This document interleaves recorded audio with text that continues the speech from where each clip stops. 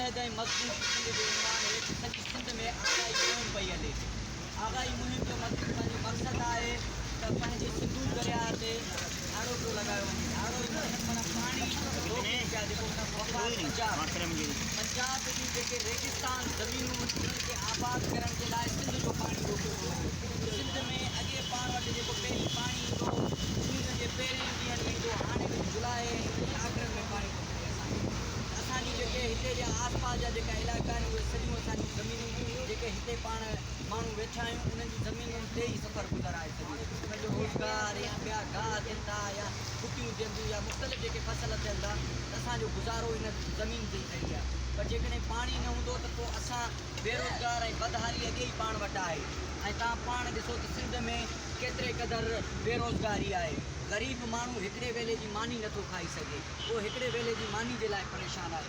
उन सिलसिले में असीं आगाही मुहिम ॾियूं था सॼी सिंध में हलनि पिया या मुख़्तलिफ़ ज़िलनि में आगाही मुहिम।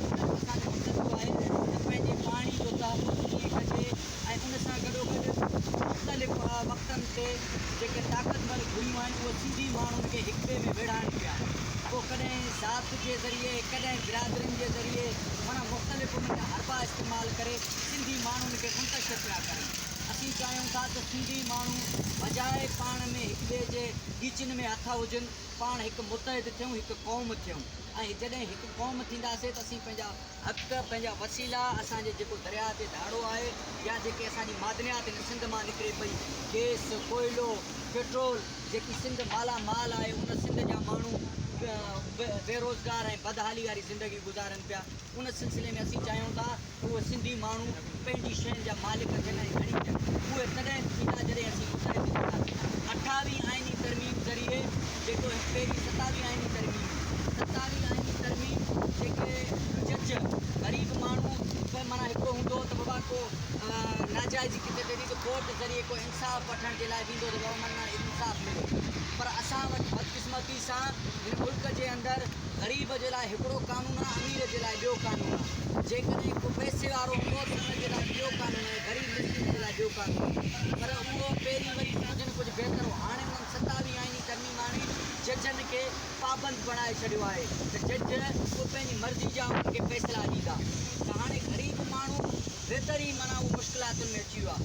हाणे वरी नई 28वीं आइनी तरमीम जी तयारी करनि था। 28वीं आइनी तरमीम उहा आहे जेके सिंध खे तोड़ण जी साज़िश आहे।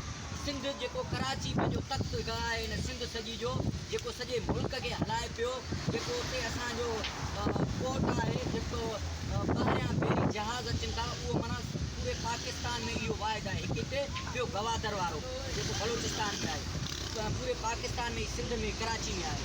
सो उहो वफ़ाक़ जे हवाले पई थिए कराची।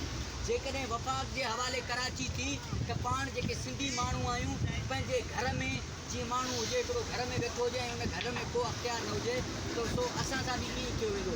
जेके कराची असांजो तख़्त गाह आहे त पोइ असांजे लाइ इहो माण्हू पंहिंजे घर न रहे, असीं पंहिंजे घर में असीं हिन जे लाइ तव्हां वटि पैगाम खणी आया आहियूं त पाण सभु मुतहद थियूं ऐं मुनज़िम थियूं, पाण पंहिंजा हक़ हासिल करे सघूं, पंहिंजे वसीलनि ऐं पंहिंजे जेके दरिया ते धाड़ो आहे उनखे पाण बचाए सघूं। पंहिंजे नंढड़े ईंदड़ नसल जेके पंहिंजा बच्चा आहिनि, पंहिंजा नौजवान आहिनि, उन्हनि जे लाइ असीं जेके सिंध हिकिड़ी मज़बूत ऐं मुतहद सिंध असीं बणाए सघूं। तव्हां सभिनी दोस्तनि जी महिरबानी। जेके दोस्त तव्हां